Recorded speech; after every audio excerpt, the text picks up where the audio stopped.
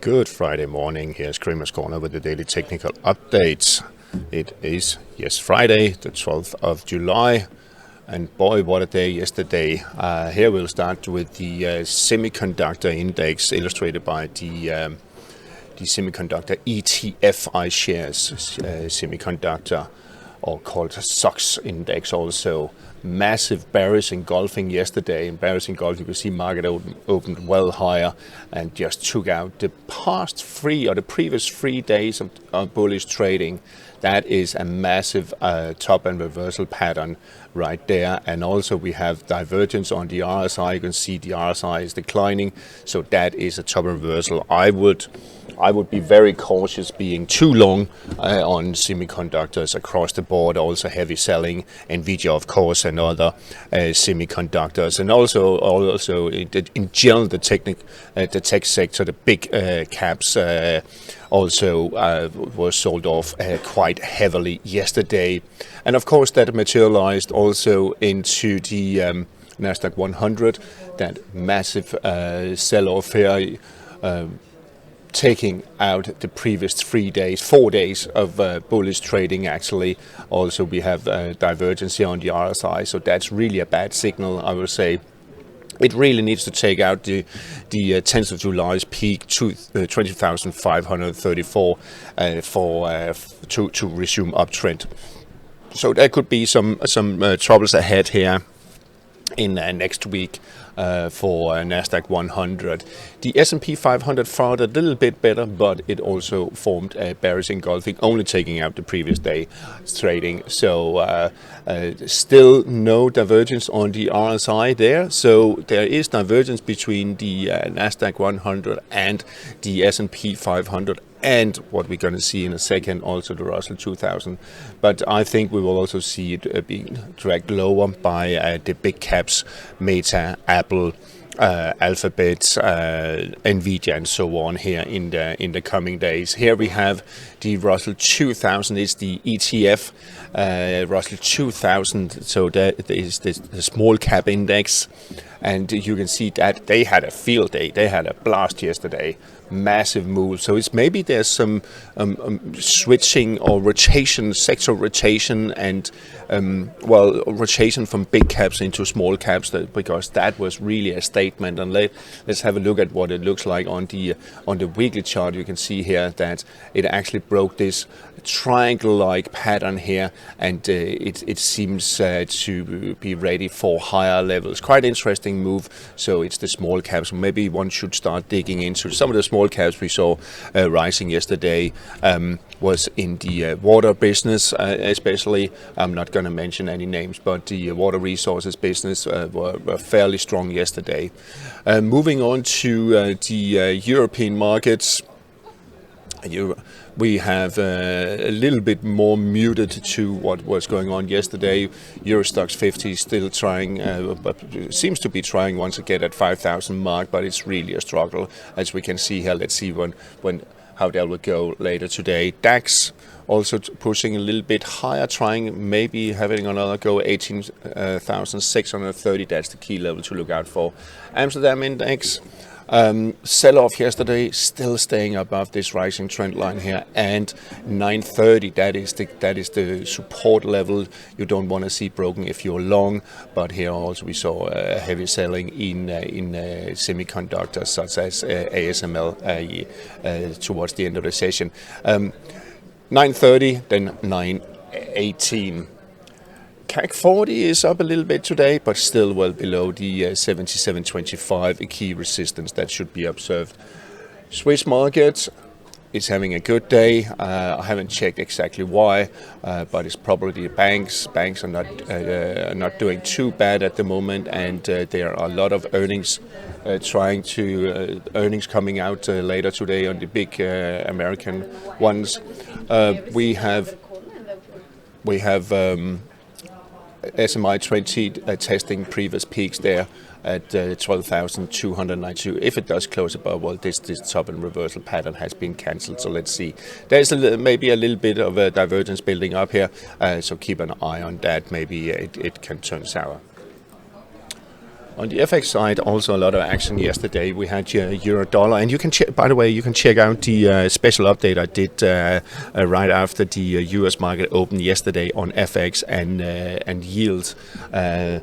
But we are building on this today. We have euro dollar breaking above 108.52, the minor resistance here, very close to the 109.16, the previous peak here, but it actually touched the 109 flat.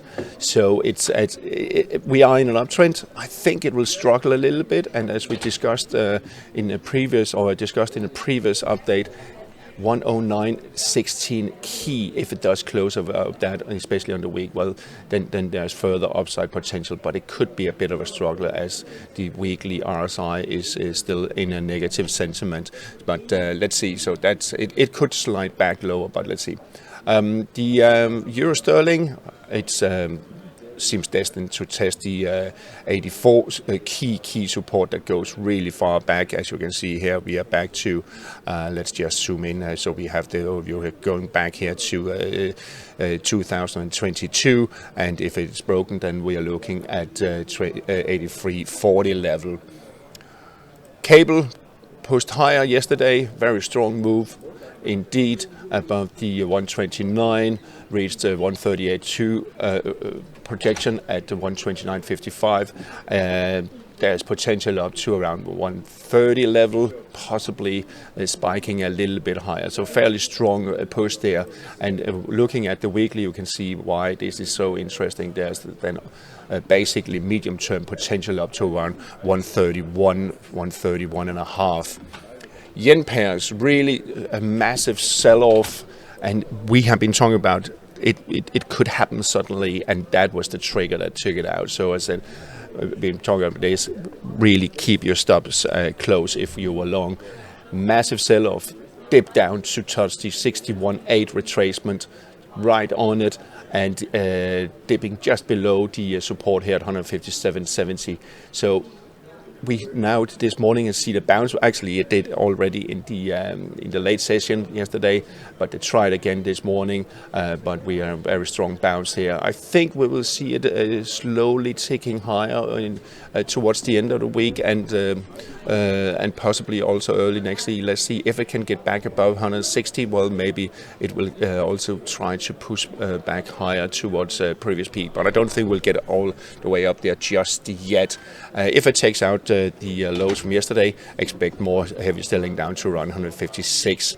On the euro yen, also massive sell-off. Interestingly, it only reached the 50% of the last uptrend there, or the last leg up, which is a bit unusual in the FX market. It's usually 61.8 and sometimes also 38.2 retracement, but it reached 50%, 171.48, and then we have a bounce. But again, we could see another push, and there's was also a little bit of a divergence there, indicating we were very close to it. But massive sell-off. Let's see if we can dip down to 170 and a half area, possibly down to test the lower rising trend line, but I'm not so sure about that. I think there will be buyers will come in and try to lift it. Here we have Aussie yen, actually reached the 38.2 before bouncing this morning. If it can get back above and close above 107.90, well, then maybe it can try pushing higher in coming days. There's no divergence on the RSI, as we can see here. So there is indication that we could actually push higher on the Aussie yen. Sterling yen, also massive sell-off down to the 38.2 retracement and the lower rising trend line here. Now we are back above the previous support at 204.98. If it does close above 205 here, well, then I think we could slowly try to push higher in the coming days. Also here, there's no divergence. We see this peak here is higher than this one, so and of course higher than the previous peaks. So RSI is telling us we could push higher in the coming weeks on sterling yen.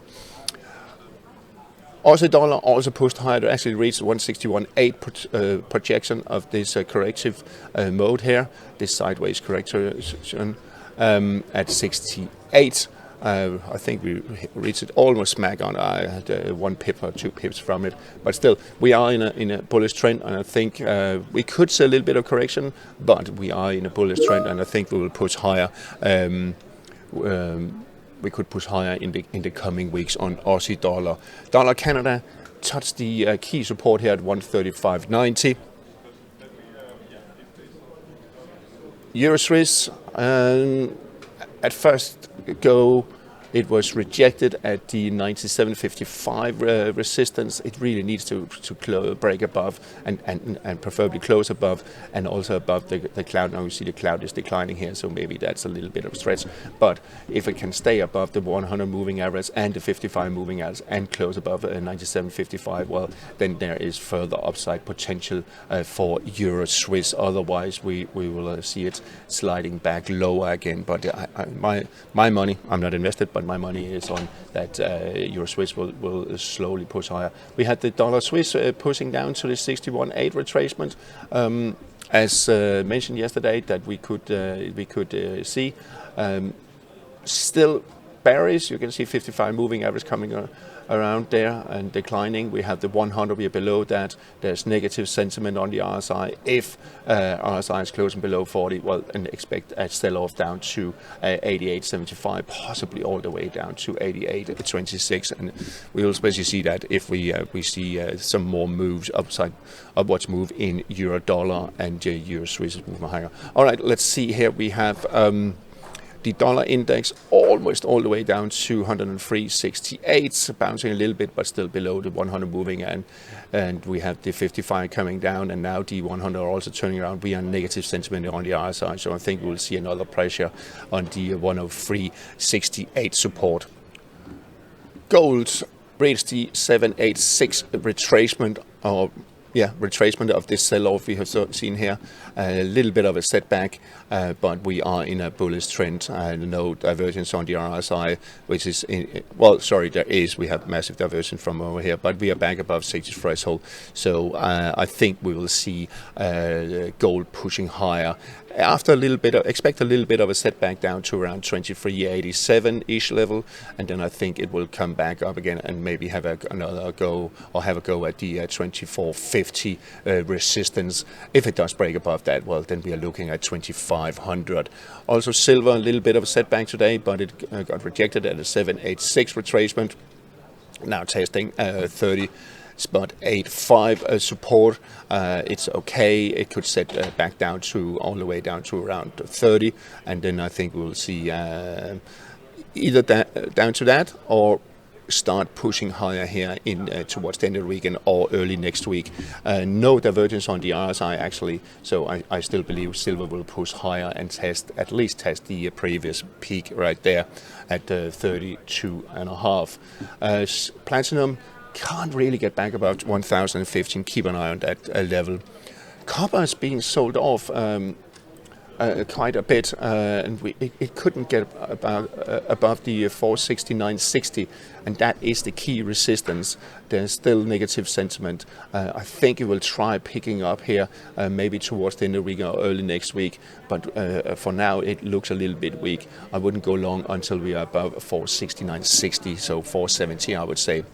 On the energy market, we have crude oil taking slowly higher. I think we could have another go at the 84.46 resistance. Let's remove this one because this is really the one we're talking about, 84.5, around that level. Well, we have some resistance. I think it will break above it if it's getting up there. There's no divergence on the RSI, positive sentiment, and we are in an uptrend with higher highs, higher lows, and higher highs. So expect a test of that resistance. Brent crude oil lacking a little bit, but still also in a bullish trend and could push higher towards previous 88 peak here around that, and 89.30, 89.83. This area, very strong resistance. Let's see if we get up there. What we can do, we can see is there some confluence. Let's see here. There are. Yeah, that's 138. 2 projection of this correction.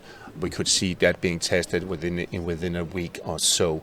Finally, on the treasury yields, let's have a look at. We had the 10-year that dipped just below 4.17, still holding on above it, but it's not unlikely we'll get another push. You can see all the moving averages coming around here. So I think we'll see another push towards down towards 4%. And let's just have a quick look at the 2 years that actually closed below the 4.48 support.